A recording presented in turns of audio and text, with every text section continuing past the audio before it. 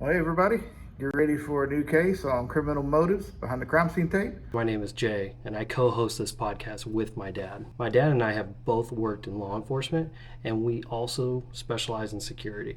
Join us as we dive into some of these real life cases and find out what actually happens behind the scenes and what most people don't get to hear about. It's going to be a good one, so let's jump right in.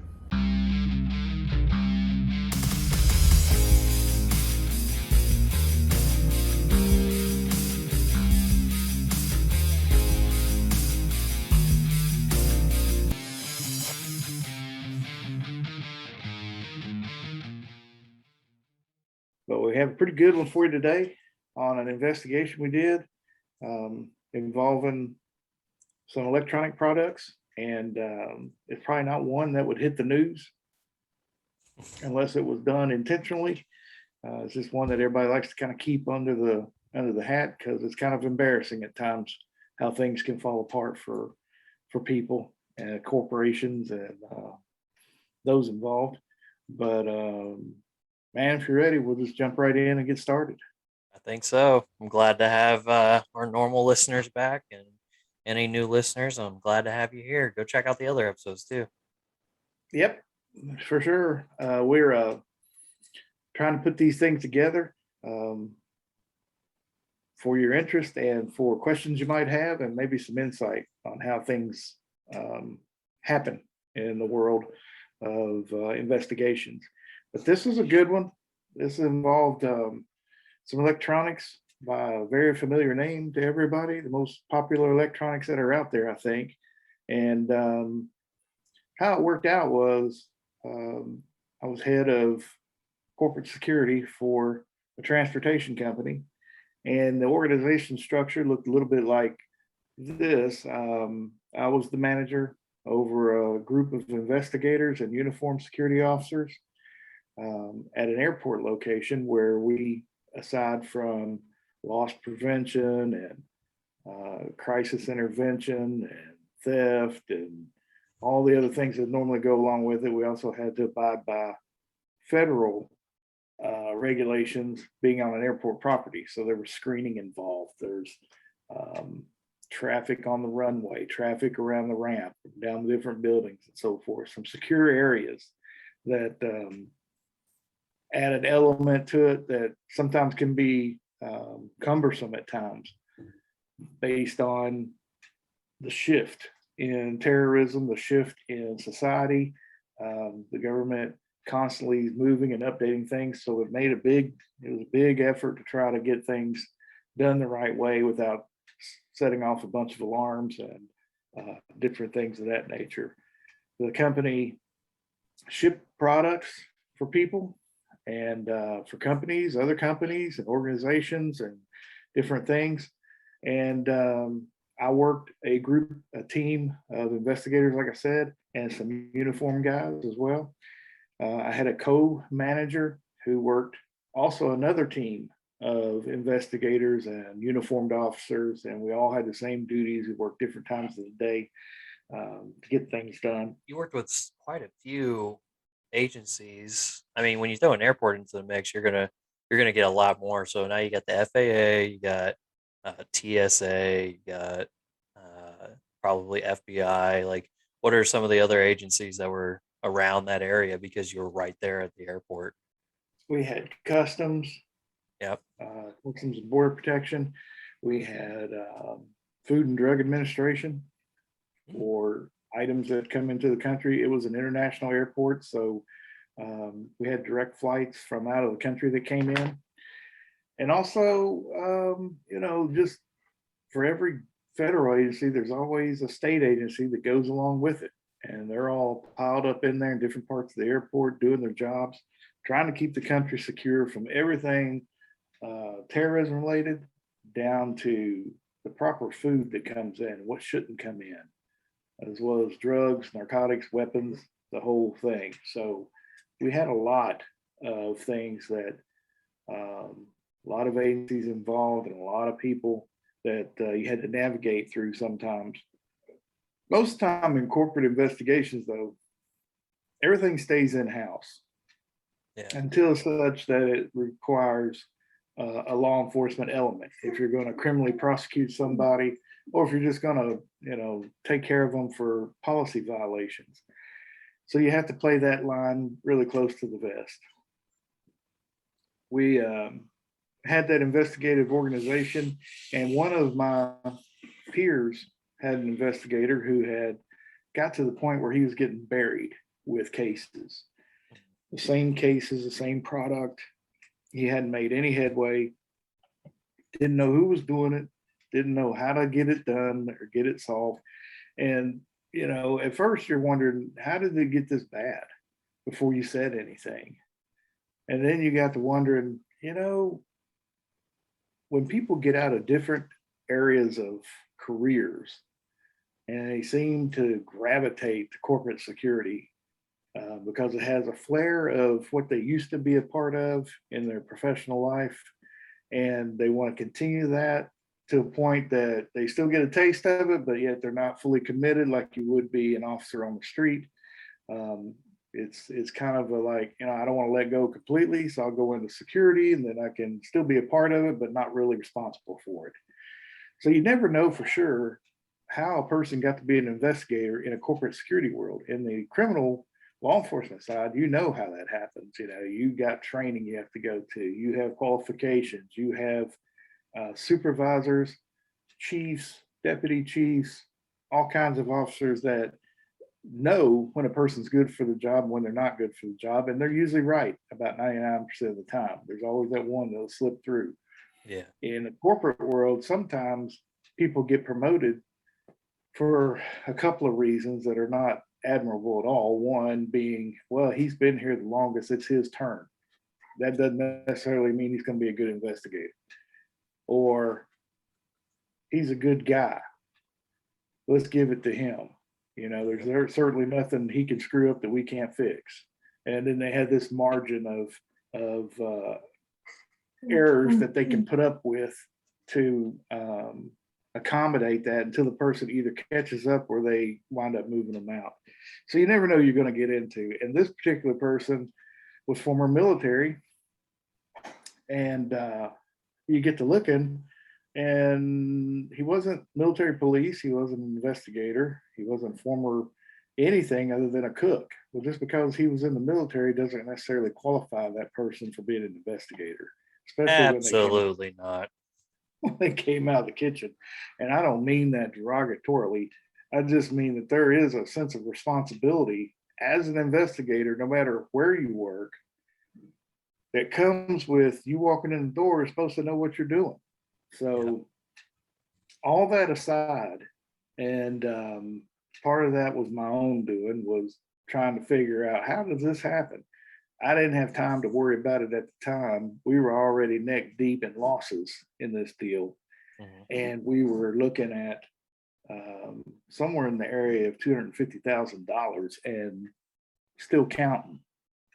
So it was time to get on the ball. The customer is a huge customer for anybody that transport their goods, anybody that buys their products. This person, if this company, if they had known, probably would have kicked us to the curb, said, no, we're not shipping our stuff through you guys anymore. And they use lots of people. They use lots of people to ship their stuff. Yeah.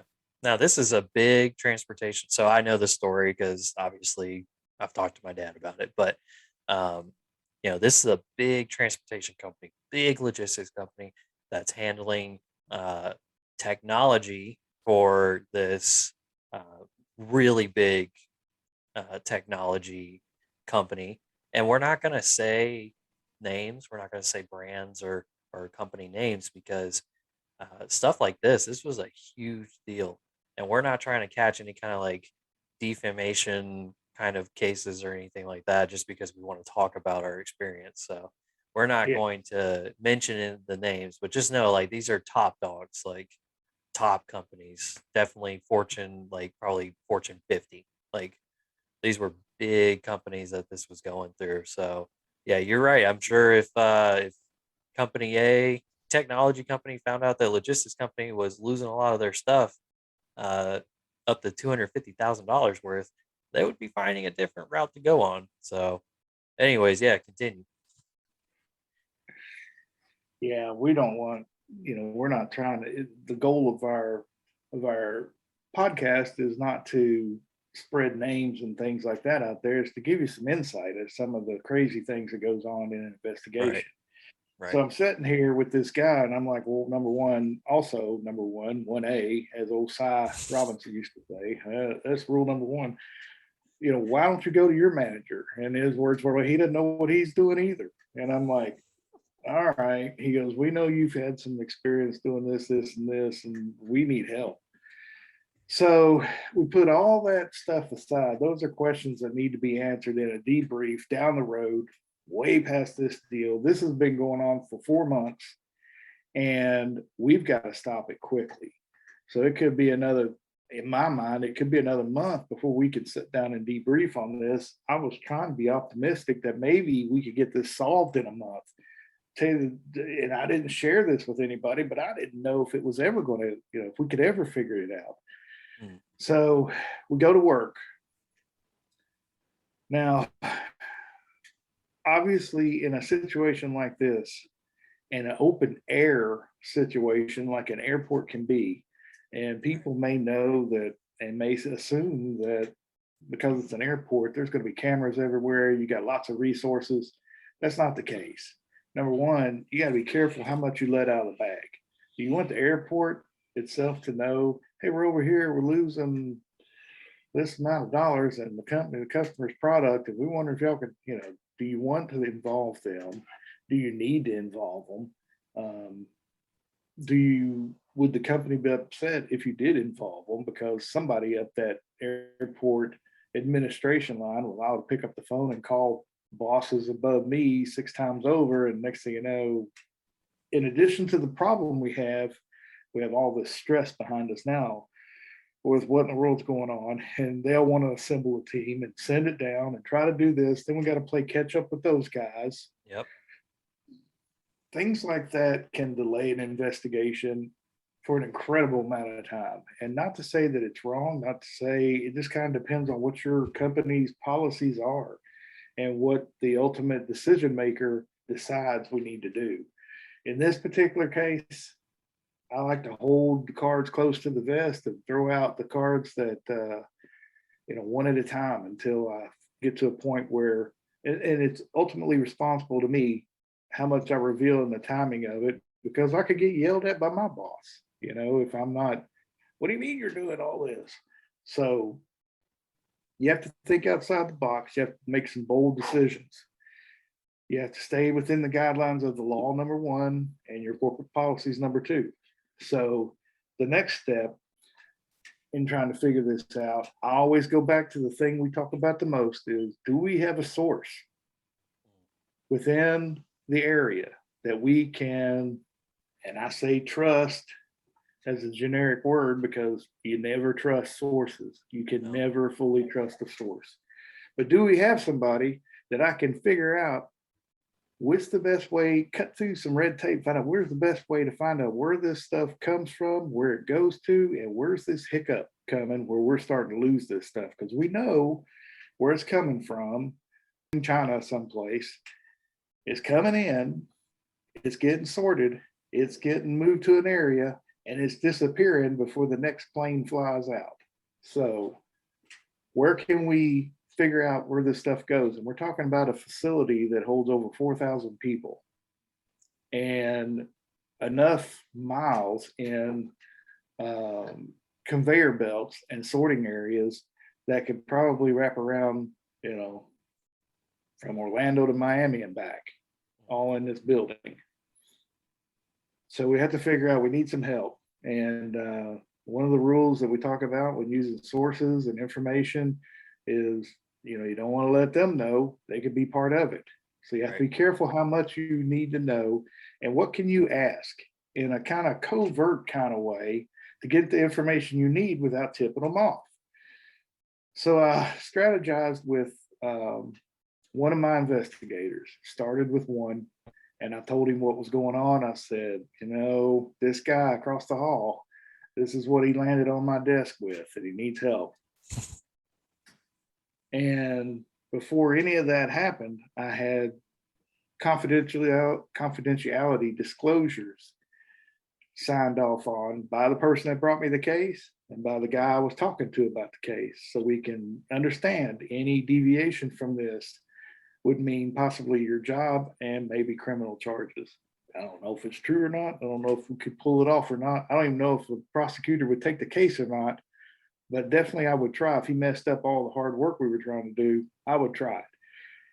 Everybody signed off, everybody was in agreement. I personally felt like, okay, at some point you got to trust somebody. So I get my most trusted guy in here and we start talking about it.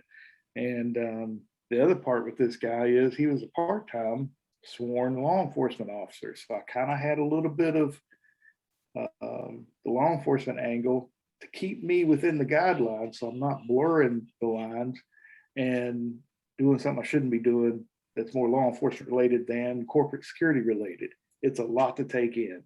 And while I'm doing all this, the cash register's still pumping, cha-ching, cha-ching, Right. phone here, tablet there, computer here.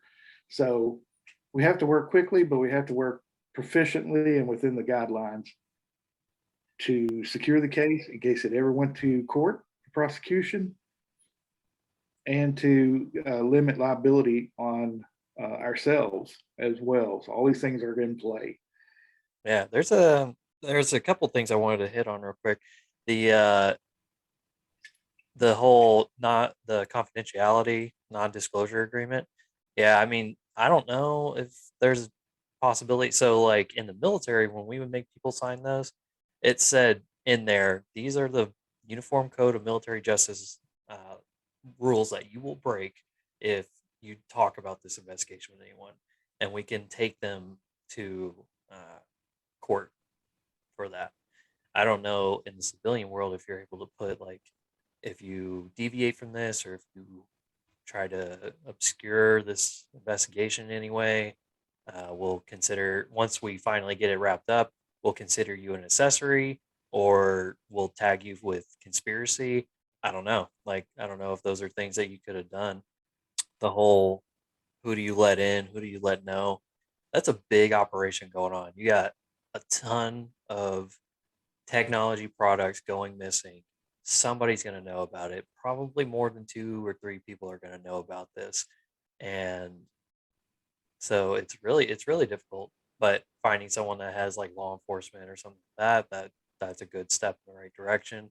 Usually, you know, law enforcement officers are supposed to have a little bit of integrity when it comes to that. Most of them do. There are a couple that don't, but that would be an indicator to me for sure that we can probably bring this guy on and it'd be a safe bet. Well, keep that one thought in mind about, um, if this is going on, this big of an operation, there's got to be more than one that knows about it. Just keep that thought in mind. We'll get toward the end, and I'll bring that full circle for you. Yeah, on confidentiality agreements, I'm sure there's a way that at some point, if you are investigating this and you do turn it over to law enforcement and you indicate that during the course of this investigation, this employee decided not to play by the confidentiality rules and therefore hindered the investigative process, they might be able to do something. You can always arrest somebody. You can arrest anybody for anything you want. Whether the charge will stick or not is a different story. And even if this charge has enough probable cause to it, it still may not make it to court because a prosecutor can just say, no, yeah, you're right, it does meet the criteria, but no, we're not prosecuting that. And then even further, a judge could throw it out on top of everything else. Yeah, and that's not to say that law enforcement should just go and arrest anybody for anything. Like, there Right. has to be some kind of crime that happens to legally arrest somebody. Or now that law enforcement officer is looking on losing his job or something else. So, And possibly pension and criminal charges themselves. yep. Let alone the civil violations of people's rights, civil rights. So there's a lot of pieces to it, but technically, a dirty cop could arrest somebody, and if the probable cause isn't there, yeah, it won't get picked up, but it doesn't preclude the fact that you've inconvenienced that person.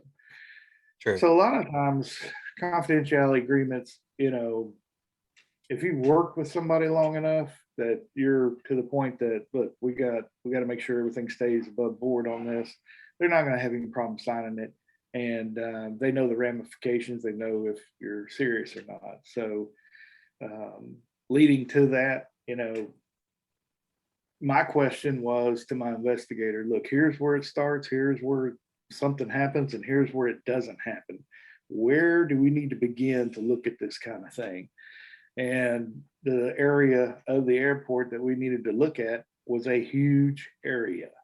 And when I say there's 4,000, 5,000 people working in one shift, we're talking about a beehive of people, lots of confusion. This is an airport facility that actually has baggage cars going inside the building and outside the building, open air, different things going on all at the same time. So there's a lot of confusion going on, which is perfect for stealing. And my whole problem with the thing was there's got to be something we're missing, because you come in just like TSA checkpoints. You come in one way, you come out the same way, and there is no way a single cell phone or a single anything comes out with you. There's no way. It just doesn't happen. So it has to be leaving some other way. So I'm thinking, man, somewhere somebody's grabbing this stuff, they're relabeling it, something like that, having it shipped somewhere else. It's got to be going out legitimately, like on a regular truck, on a semi, on a delivery truck, on an airplane. It's got to be doing something. So we have lots of variables to look at. And once we narrowed down the area, the easiest tool you can have is surveillance. So I had some people that know the area really well. They're uniformed officers. A lot of time uniformed officers feel like they get left out. They have to respond to things, and then they have to turn it over to a detective. They have to go and do a little bit of legwork for which they're proud of. And then all of a sudden they got to hand everything over to the detective. And if they don't like the detective, they're going to think, man, let me see this thing through. That guy don't know, this or that. You get a lot of competition. There's a lot of competitiveness in that. So when it came time to do surveillance, my lead investigators, they're busy enough as it is. I conferred with the one that I was reading into the program with this profile and said, let's do this. We don't have to tell them exactly what we're looking for. Let's just tell them we're looking for any suspicious activity, product that doesn't go from one place onto a conveyor belt or from one place over here to this. Where's the deviation at in this kind of thing? Put a guy up in the rafters, told him, okay, guess what? Tomorrow when you come into work, wear jeans, t-shirt, look like get yourself looking like a bum. I was like, what? And they get all excited about it. It does a couple things. One, it engages somebody. It uses manpower that you can spare without taxing other areas that you're working on. And it also gives them a bit of a morale boost. They're like, oh yeah, man, I'm going undercover. I'm like, yeah, you need to keep that to yourself. Sign this agreement, and they're like, oh crap. Can I tell anybody? No, you can't tell anybody. We don't know who we can trust. We don't know who's involved. And we have to be careful who has any part of it.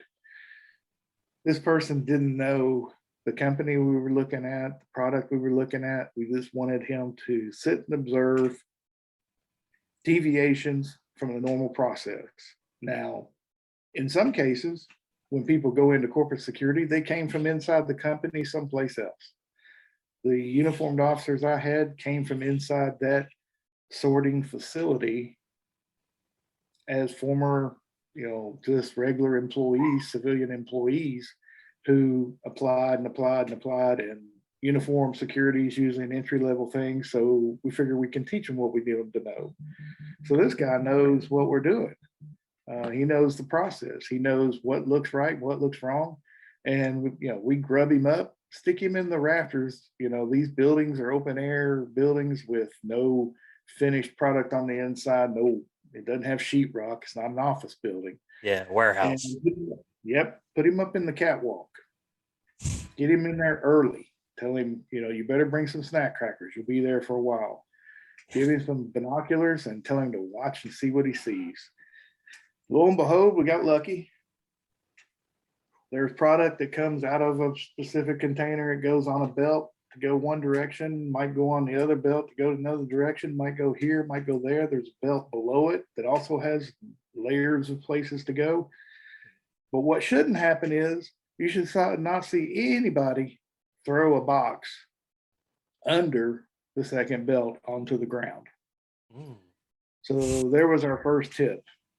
We watched that process and we figured out, yeah, there's something going on. Every so often, 100 packages go by or whatever, and one gets thrown down to the feet kick it underneath the second belt. That's not how you handle a package, no matter what it is. Even if it's in the wrong place, that's not how you handle a package. So we thought we were onto something. We regrouped. We obviously going to need some more help.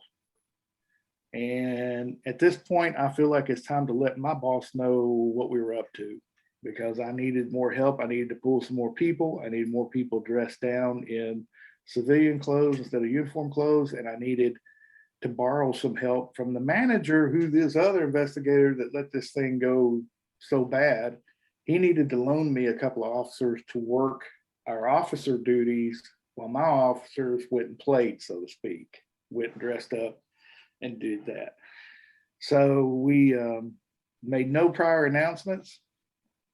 We looked at the roster, see who was coming in, who called off.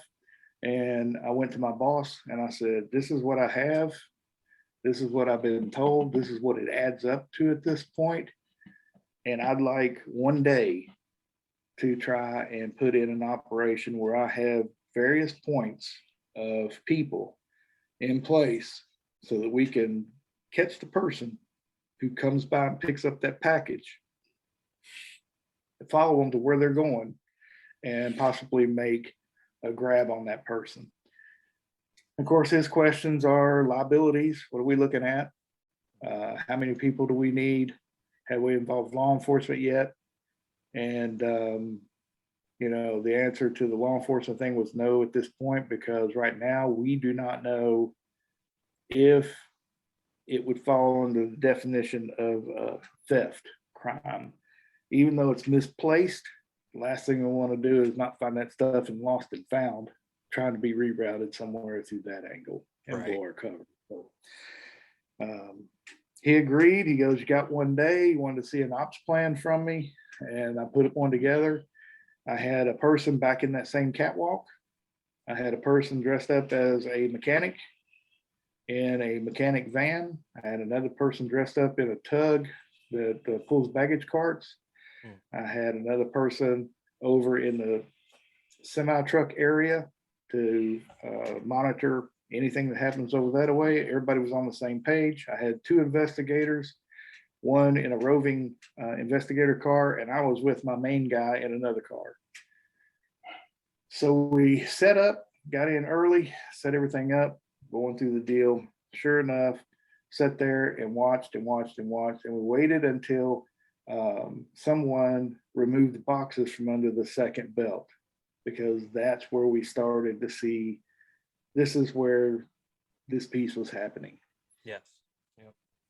We're sitting there, and lo and behold, a person pulls up on a baggage cart that already had some 20 pieces already on it. Mm-hmm. Crawled under there, got those extra pieces that were kicked under there that night, put them on the cart, and then off we go.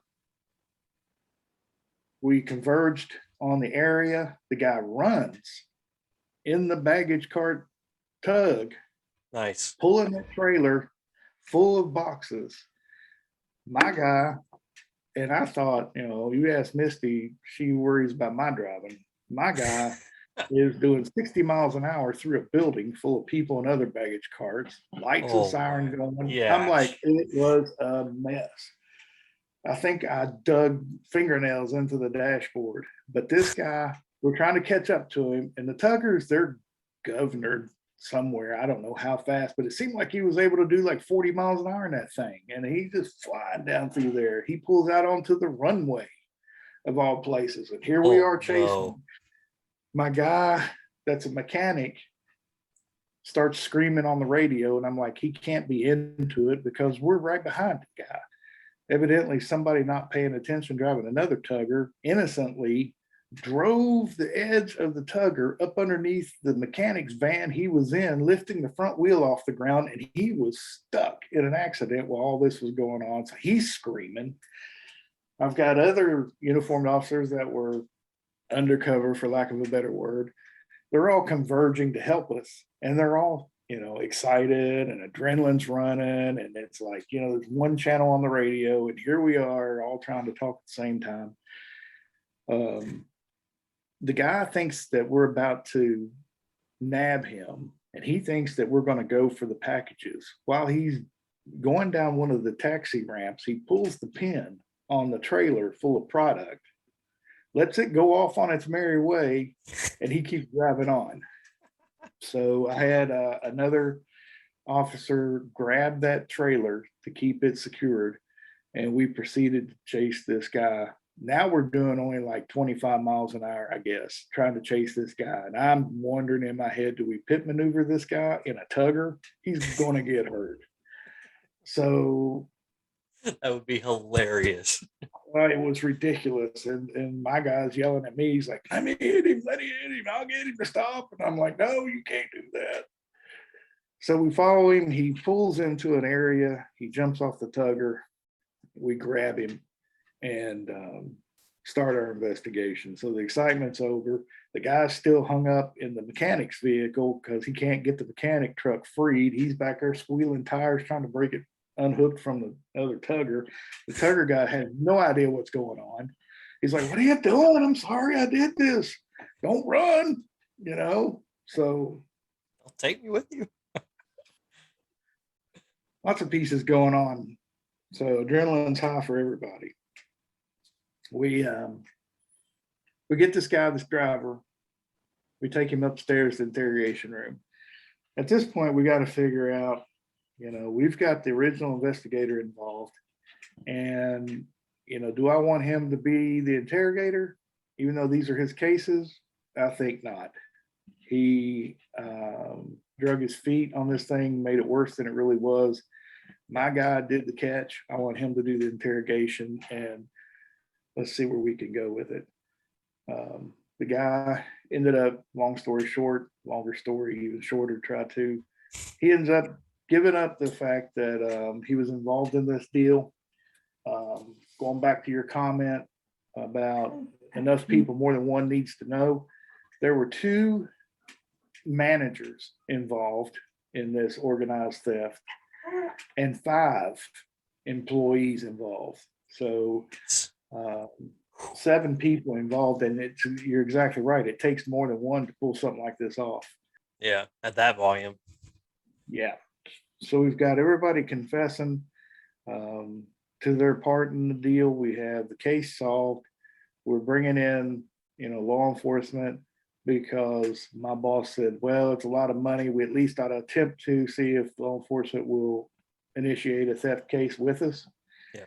And at some point during the interviews, once they admit that a criminal offense has occurred, we kind of close out that piece of the interview so as not to contaminate or jeopardize any part of the interview that law enforcement wants to do. We have to remember where our place is in corporate security, and we will look into it. And even if I get the guy to admit to a criminal act, just because he admitted it to me doesn't count for law enforcement. They have to admit it to them.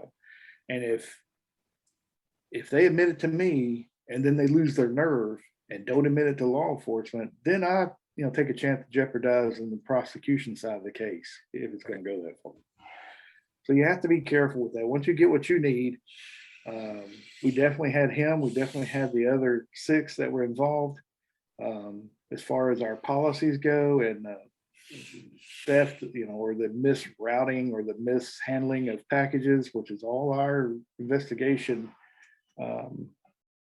pretty much pertain to. Then it was time for law enforcement to set it up and do their part. They can go into all the elements of, look, this is an international airport, there could be something there. This is a flight that came in, so there might be something with air travel. It could be something with, crossing jurisdictional boundaries. This is something that they can, they may pursue from that end. It's just a pretty cool deal if it all falls into place. Right. Our local contact, because it did involve international shipments and did involve multiple states, we had an FBI contact that came in and helped with the case to find out if we wanted to go federal charges. It's exciting to do something like that, but at some point you have to, like I said, remember where you are, remember what your responsibility is, and let them do their part. You don't get a say in it. You don't really get much of anything. They may come to you and say, do you wish to pursue charges on this criminally or whatever, and the bean counters will sit down and figure out, well, is it worth it to go through the process of legal proceeding and the cost of attorneys and all this and that? Do we need to? All that stuff's peripheral to what you're doing. You just don't need to worry about it. But the bottom line was, we got the guy. We used a plan that would get us the information without giving up everything. What if I'd gone to the manager of that area and said, hey, listen, man, there's somebody stealing all this stuff. We got to catch them. And he'd be like, oh, yeah, we'll help you, and he's one of them that's doing it. So you have to be careful with that. Yeah. Keeping information from people is not always fun. Innocent people, the victims that are involved, it's not fun at all. But sometimes, in the interest of getting what you need, a little bit of leeway is needed so that you maintain the integrity of the case. At certain points, it was time to bring in my boss. At certain points, it's time to bring in his boss. At certain points, it's time to bring in other people. And you just have to go by that. At some point, when you do turn it over to your boss, just remember that at that point on, he's the decision maker, and everything you do after that has to be run through him. So there is a chain that you got to kind of follow. But yeah, to your point, there were more people than one that knew it. Even those big places it took a lot of people to do it. And during the course of the interview, we did learn that the big elephant in the room is, how are you getting this stuff out of here? Obviously we knew it wasn't going to go out through the front screening area. And if you try to go out the truck gate, which is the only ground transportation entrance, it gets searched. So we learned that they would take small boxes, put them in a larger box about the size of a small mini fridge, like a 3x3 cube box, relabel it to an address not associated with their home addresses, so any research on they themselves wouldn't indicate an issue. And they would ship them out over the course of the last 4 months, constantly shipping out packages. And the company that was losing the packages, technically losing them, is also the same company that was delivering the stolen packages to the bad guys. So there's a lot of hands in this. It worked for about 4 months. But eventually, everybody gets caught. Somebody ends up saying something they shouldn't have said or doing something careless. And with a little investigation work, it gets unraveled. So the case was a success. The plan worked again. Some of it being, good knowledge on how to, work an investigation of that nature, but also there's some luck involved. You had to have things fall in the right place. Obviously, for the guy who was working as a mechanic, he was pretty upset that he missed out on everything because somebody not paying attention drove his thing up underneath his vehicle. And of all the weird wrecks I've ever seen, you drive by and he was just, the mechanic's van is just a regular looking van, and the whole front end's up underneath a dolly cart. So this is a weird thing how it happened. overall, it was a great case. To hear the uniformed officers talk about it for several days after the fact, it was kind of fun to listen to because they were really glad to be involved. Nobody's ever done anything like this. Nobody ever cares to solve anything. They only care to just, investigate it, put it in a pending file, and that's the end of it. Pay the claim, that kind of thing. So they were pretty excited. And I felt good about being able to involve them, bring in a new aspect into their career, and give them something to talk about. Yep, exactly. Nothing they can really put on their resume, but they have a good good conversation starter. Yeah. Yeah, it'd be a little different when they got home from work that day. What y'all do at work today? What happened? So yeah, it was a good case. It was a good deal. And it's not something I wanted to do all the time, because the last thing I want is every investigator bringing me his case file saying, hey, can you help me fix this? There's Right. some things that they do on their own, but certainly a training moment for them on what can be done if you think outside the box, and different ways to solve things. Look at things, what you got to work with, and be able to solve it. But Yeah. Yep, it's a good case. Yeah, man. There's a couple of things I want to highlight. So first thing, having that investigator mindset, that investigator law enforcement background really helped you out with this case. Like, you were the go-to guy. You were the one that put together the op plan. By the way, did you plan for any of the stuff that happened in the operation in the op plan? I did not plan that a person might be in a baggage cart tugger deal run from us and wind up on the runway. I did not plan for that. I kind of expected that we would approach them and they'd be like, what, Yeah. and stop in the name of the law, that kind of thing. So it just, I didn't plan for that. I certainly, in my mind, knew anything could go wrong if it had the chance. But jacking up the mechanics van, that one threw me for a loop. I expected that guy was going to be my first contact on takedown. So I didn't plan on that. The rest of it, I pretty well figured they'd all be in their positions. They might fuss that they didn't get a little more action than they got, but that's just junk you can deal with later. But no, I didn't know how it was going to turn. And I certainly didn't know that my investigator was going to drive through the terminal in a car that fast. I'm like, you slow down, you're going to kill us all. And I kept thinking, no, I just don't nobody step out. But it was a designated drive lane.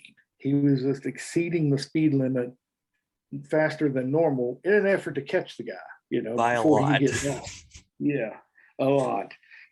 But it made for a great story. And then hear people talk about, did you see them drive through there that fast? What were they doing? And it's like, they thought it must have been a bomb scare or something really bad for him to drive like that. Yeah. But, yeah. All right. So no baggage cart pit maneuver techniques in the op plan. Got it. No, but it did, and I did not anticipate that if he did ran, that he would be out there on the actual taxiway and pull the pin off the cart. I mean, that's crazy. Where does he think he was going to go in a baggage cart, the tugger thing, at 35 miles an hour? Where did he think he was going to go? Like I said, they got guards, and that truck gate is never without a backup. So how in the world do you think he's going to blow through that thing or not? So I don't know. It just kind of befuddled me. But you can never underestimate, as well as you try to use your imagination to solve crimes, you can never underestimate the imagination of a bad guy to try to get away with one. It just is, way out there. They'll do anything they can to get away. Yeah, man. I wonder. Okay, so when you talk to him, did he plan out, like, if one day I get caught, this is what I'm going to do, or did he just instinctually drive on the runway and pull the pin out of the trailer? Like, was that all instinct? Yeah, he said, look, man, I didn't know what was going down. I didn't even know y'all were going to catch us. I didn't even know you were chasing me for that reason. I thought I did something else wrong.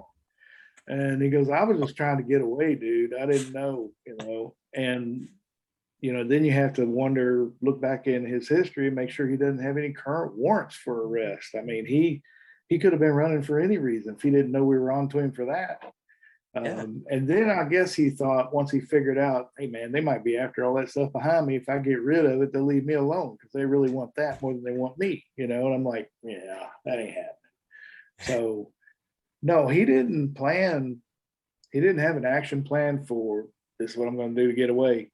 He was just thinking, he was just scared to death because my guy's coming up and he's got a blue light on the dashboard and he's just flying. He's thinking, what in the world? And then he tried to Yep. get out of the way. Well, maybe he's not after me. Well, wrong again. And he thought, well, maybe if I ditch this, they'll leave me alone. There can't be more than one of them out here. And there was. We had like 6 guys out there ready to get him. Oh yeah. So, And none of your it guys was were armed during this one, right? I was, and my investigators all had carry permits as well as the one that's a normal police officer part time. Yeah. Right. Yeah, but no, none of the rest of them were. So it wasn't going to be a shootout, that's for sure. Thank goodness. Yeah. And thinking back, I go back to my office. I'm thinking, boy, did we get lucky. What if an airplane was coming in about that time? And not that we Yes. were on the same path as the airplane. Taxiway is, they may have rerouted the airplane for another landing or come in on a different runway, or maybe they couldn't stop them in time. And the turbulence coming off the jet engines could have been harmful to anybody. Yeah. What if he freaked out and got hit by an airplane running on there trying to get away? There were a lot of things that could have gone wrong that didn't go wrong. So we were really lucky. Yeah. Man, well, yeah. So great job on that case. And yeah, it took a little bit of luck on that one. But your law enforcement background really came in handy. Also, not only just for the preparation part, but also for after, when you knew I can't go too deep into this confession because it could potentially mess up things for the law enforcement interview. And so it was smart of you to remember that, because I'm sure a military cook, once he got if he was to get that opportunity, he may just want to like go full-fledged hero and say, I'm gonna get all the information, I'm gonna give it to law enforcement, I'm gonna be the hero, here I am. So it was good that didn't happen. And yeah, you really nailed that one down. It was I know that it was a big case for that company, and I want to say it was the largest theft in company history. Yeah. And if I have full disclosure, I did give a chance for that investigator to do the first interview, not on the driver, because that was important, but on one of the other detainees, we should say. And I did give him first crack at him. And that lasted about 5 minutes because he was full on, for people, I'm going to date myself, the NYPD Blue days where they slam phone books on the table and yell and scream and threaten to hit them and all this kind of stuff. I mean, I watched them just explode because that guy just sat there and say, I don't have anything to say to you, sir. And then he just went ballistic, and I'm like, get him out of there. Let's get somebody else in there. Fair. Absolutely untrained. Yes. Practicing things he learned on TV. So not a good move at all. And on top of that, there's another whole podcast on corporate interviews versus criminal interviews. It's just a whole different beast. And the things you can do and the things you can't do, all that kind of stuff. But yeah, I gave him first crack, and I just, it's his case. I said, come on, you can do this. Yep. This is what I need from them. And before I knew it, you could hear him 2 doors down, yelling and screaming and pounding and carrying on. I'll throw you through this wall, and I'm like, whoa, let's get this guy out of here, man. All right, that's enough. And and the funny thing was, the guys I was working with were kind of giggling they're like, oh man, yeah, we lost it. Let's go get him. So we salvaged the interview. We got the information we wanted in the interview. To protect some of the integrity of the case, sometimes it's helpful when there's a good relationship between another member of management in an organization who has a good relationship with that employee, somebody that there's respect both ways. Being that it's not a beyond a reasonable doubt kind of deal that you got to put together just for our corporate things, just a preponderance of the evidence is all you need. And we used a manager that person worked with, kind of helped soften the blow after our investigator kind of imploded on it. And, they opened up right away. And the manager has worked with us on numerous occasions and said, okay, well, you're doing the right thing, and this is going to work out good for you. Would you mind telling the same story to these corporate guys and go on from there? And that smoothed it over. If I was that guy and somebody came to me like that, I'd be shut down completely. I wouldn't even give them a second chance. But we were able to work that angle with the operations manager that was close to them. And it's within our guidelines to let them be a part of the interview if it's beneficial to the interview. So we weren't violating any rules there. But, you got to use all the tools you can. Society and the law and courts have, they handcuff certain things from you that you used to be able to do. So you have to always use the stuff that you do have at hand. Some of them for good reason. Some of those techniques are outdated and not to be used anymore. So anything you can use that'll help you out and get where you need to go, that's the best case. So yeah. So yes, great job on knowing your boundaries, knowing what to do, what not to do. And now I'm looking at it from like a CEO level. So I look at it as like, hey, not only did this theft operation get shut down completely, now we can get rid of the trash, the employees that were costing the company a ton of money. And through this, you gave a lot of experience and a lot of training to your six guys, the other investigator. So this guy who comes in from the military as a chef comes into a security investigation gig, and now he's just kind of learning as he goes. He interviews as like, I'm going to throw you through the wall, but now he knows now that he can't do that kind of stuff. But it's because of that experience that you were able to somewhat create for him and by helping him out. And so now as a CEO, I'm like, look, now our team is even stronger. Like my investigations department in that airport warehouse is strong now. So you provide a lot of value through that as well. And you provided a pretty good lesson to our viewers. And this is the one thing I wanted to harp on. I learned early in my law enforcement career, even before I got into my agency, I had talked to a very skilled, experienced special agent, and he told me if I was out and about before I joined, if I was out and about, or even if I was like a law enforcement officer out of my district or out of my what's that word that he used? jurisdiction. Jurisdiction. Yes, jurisdiction. Or if I'm a law enforcement officer outside of my jurisdiction, I can't necessarily act on behalf of law enforcement, but what I can do is I can be the greatest witness within the confines of the law.